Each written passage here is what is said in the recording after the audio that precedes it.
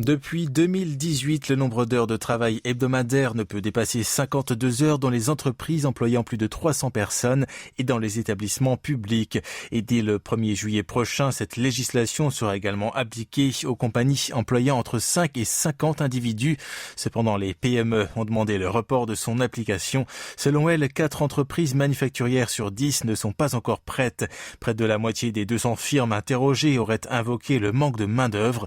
Elles souhaitent ainsi que le gouvernement leur accorde une période supplémentaire, au moins jusqu'à ce que la crise du Covid-19 se calme.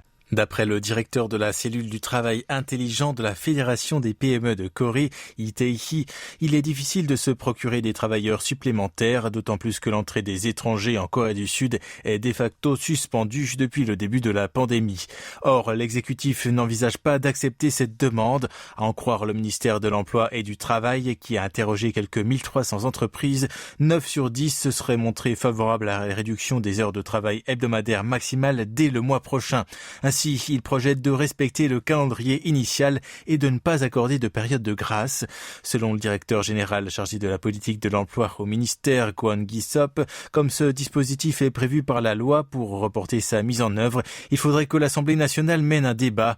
Or, il est plus important d'élaborer les mesures d'aide nécessaires au secteur concerné. Ainsi, le gouvernement a fait savoir qu'il soutiendrait l'installation de ce système en affectant des ouvriers étrangers d'abord aux entreprises en province qui souffrent de l'insuffisance de main-d'œuvre.